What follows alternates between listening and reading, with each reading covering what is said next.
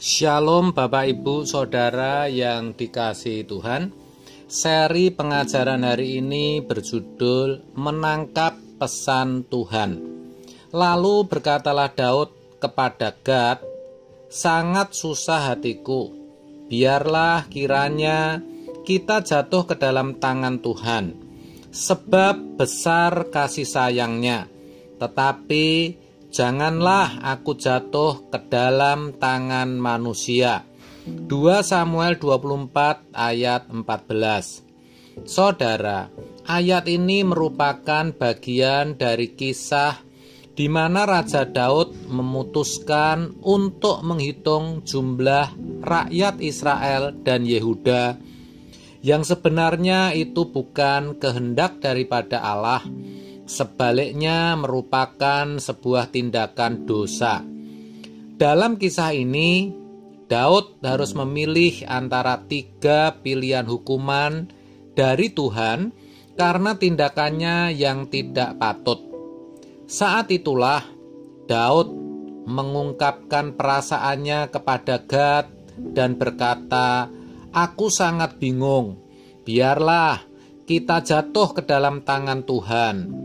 Sebab sangat besar kasih-Nya, tetapi janganlah aku jatuh ke dalam tangan manusia." Daud memilih untuk jatuh ke dalam tangan Tuhan yang penuh kasih daripada ke tangan manusia. Ini menunjukkan pengakuan Daud akan kebesaran Tuhan dan kasih-Nya, dan kesadaran akan dosa yang telah dia lakukan, yaitu menghitung rakyat. Akhirnya Tuhan mengutus wabah atas Israel sebagai hukuman atas dosa Daud, dan banyak orang meninggal karena wabah itu. Daud menyesali perbuatannya dan memohon ampun kepada Tuhan. Saudara, kisah yang dialami Daud ini bisa menjadi gambaran hidup kita semua, di mana dalam hidup ini seringkali kita juga melakukan kesalahan dan akhirnya kita diperhadapkan dengan yang namanya masalah. Kadang masalah datang dengan berbagai cara, bisa akibat kesalahan kita sendiri maupun yang bukan akibat kesalahan kita. Jika karena kesalahan kita sendiri, biasanya kita akan lebih bisa menerima dan segera kita perbaiki. Namun, seringkali masalah datang bukan karena kendali kita, bukan karena kemauan kita, dan justru itulah yang lebih banyak dan lebih sering kita alami. Tetapi saudara, kita harus ingat bahwa setiap persoalan hidup sebenarnya membawa kita untuk selalu bergantung pada Tuhan. Bahkan seharusnya tidak hanya itu, dalam kondisi yang baik-baik saja dan aman-aman saja, kita pun harus dan tetap bergantung pada Tuhan. Apalagi kalau situasinya sulit. Intinya, bukan pada kondisi yang baik-baik saja ataupun kondisi yang sulit, tapi bagi kita orang percaya, bagaimana di setiap situasi dan kondisi hidup kita bisa dan selalu bergantung pada Tuhan.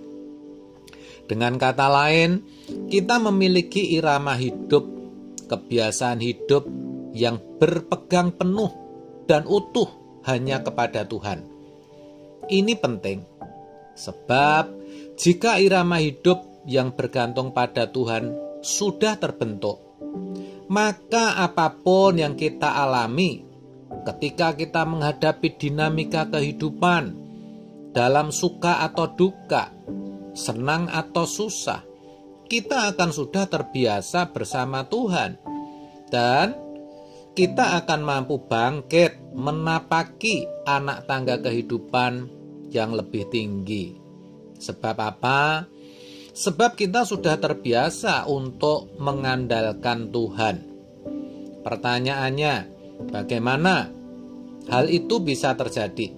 Bagaimana caranya untuk terbiasa berpegang pada tangannya yang kuat? Bagaimana caranya agar terbiasa bergantung dan mengandalkan Tuhan?